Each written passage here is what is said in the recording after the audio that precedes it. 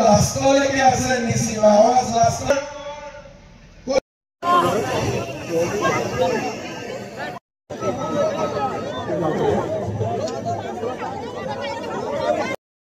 আজি আমাৰ শেষৰখন কাৰ্যকৰ্তা সভা আছিলে ওদালগুৰিত আৰম্ভ কৰিছিলোঁ চিৰাঙত সামৰণি পৰিলে 7টা পৰিষদীয় সমষ্টিৰ প্ৰায় সমানে কাৰ্যকৰ্তা আহিছে আগতে বিজেপিৰ ইমান ডাঙৰ মিটিং কেতিয়াও হোৱা নাছিল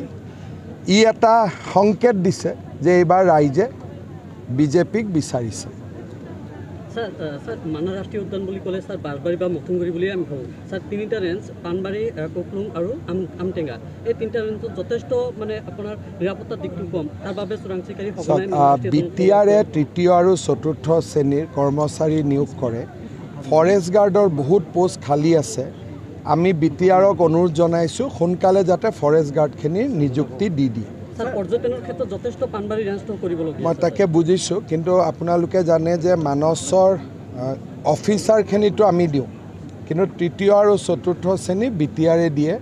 ফৰেষ্ট বেটেলিয়নো আমি ইয়াত লগাইছোঁ আৰু দুটা নতুন ৰেঞ্জ খোলাৰো প্ৰস্তাৱ আছে ওদালগুৰিৰ পৰা আৰম্ভ কৰি চিৰাঙত সমৰ্পণ কৰিলে হয় অভাৰঅলভাৱে কি আমি ক'ব পাৰোঁ নেকি যে 40টা অনুষ্ঠিত আপোনালোকে নাই সেইটো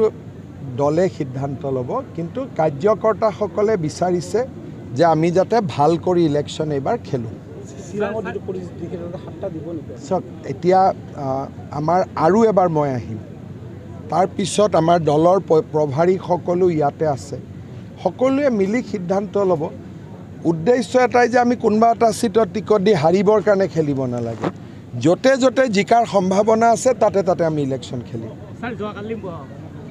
এগৰাকী মহিলাই মন্তব্য কৰিছে মুখ্যমন্ত্ৰী ডিঙেটি দিম বুলি কি মুখ্যমন্ত্ৰীৰ কি চাওক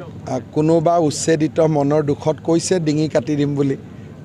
কেনেকৈ হাক দিব খং উঠিছে আৰু উঠিব পাৰে সেইটোলৈ মই বেয়া পাইতো লাভ নাই মইতো মুখ্যমন্ত্ৰী হয় মানুহৰ গালিও শুনিব লাগিব আশীৰ্বাদো শুনিব লাগিব দুইটা শুনাই মোৰ দায়িত্ব হয় নহয়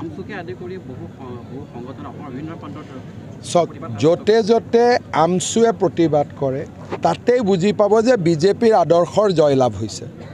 কাৰণ আমি জাতি মাটি ভেটিৰ কথা কৈ চৰকাৰৰ আহিছিলোঁ যেতিয়া আমচুৱে আমাক গালি পাৰিছে তাৰ মানে আমি আমাৰ নিৰ্বাচনৰ প্ৰতিশ্ৰুতি পূৰণ কৰিবলৈ সক্ষম হৈছোঁ গতিকে যিমান আমচুৱে গালি পাৰে সিমানে অসমীয়া মানুহে বা আমাৰ খিলঞ্জীয়া মানুহে বুজি পাব যে প্ৰথমবাৰৰ বাবে কোনোবা এখন চৰকাৰে ৰাইজৰ হৈ কাম কৰিছে